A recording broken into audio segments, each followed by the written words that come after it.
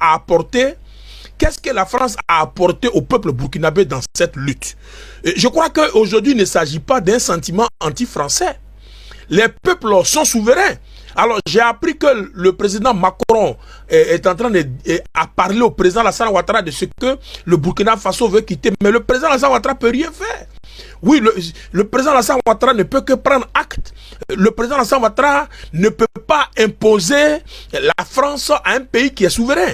Et d'ailleurs, le président Alassane Ouattara, je crois qu'il prend acte comme tous les autres présidents qui auront cette information à l'oreille de ce que la transition au Mali et au Burkina ne veut pas la France. Mais partons du principe que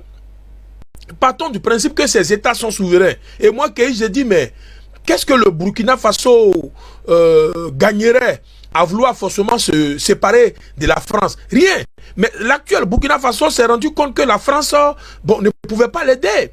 Aujourd'hui, on doit parler franc jeu. Qu'est-ce que la France apporte dans cette lutte? Et tant que la France ne pourra pas aider ces pays à se débarrasser des djihadistes, mais la France se verra donc retirée de cette mission. Les Burkinabés se sont rendus compte que, mais la France ne leur apporte rien. Et ça n'a rien à voir avec un sentiment anti-français. C'est juste un ras-bol.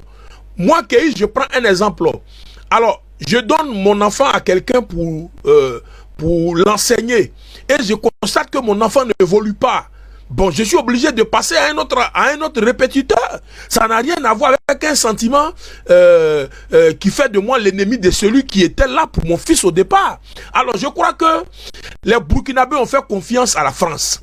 Les Burkinabés ont fait confiance à la France quand il s'agit de la protection du territoire burkinabé. Mais les Burkinabés se sont rendus compte que la France a prouvé ses insuffisances.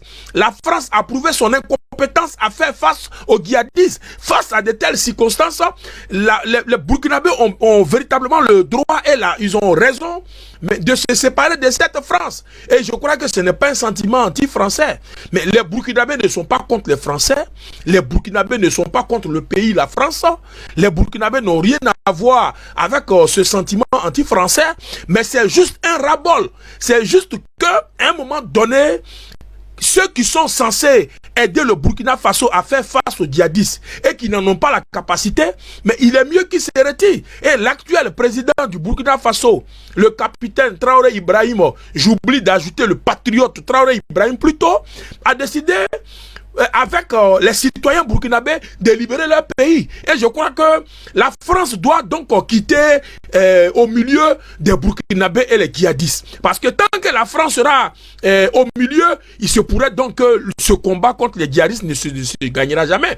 Parce que la France n'est pas au Burkina cette année. La France est là-bas il y a quand même un bon moment. Et qu'est-ce que la France a fait? Rien du tout. Alors nous, je crois qu'il ne faut pas allonger ce qui est court. Chez nous les Africains, il ne faut pas rendre quelque chose qui est court, il ne faut pas rendre ça long. Et je crois que, mais les Français doivent comprendre dans de telles circonstances qu'ils sont obligés de plier bagage. Parce qu'ils n'apportent rien à ce peuple. Prenons le cas du Mali et du Burkina Faso. Mais la France était donc depuis longtemps dans ces deux pays. Mais qu'est-ce qu'elle a apporté à ces pays en matière de lutte contre les djihadistes? Rien du tout. Mais les gens prennent les armes, ils attaquent des régions, ils prennent des régions. Et la France, n'a pas la capacité de pouvoir vraiment apporter la délivrance ou le salut à ces différentes nations. Je crois que cette France doit comprendre que les peuples qui sont fatigués finissent par crier ras-bol. Voilà, quand vous comptez sur quelqu'un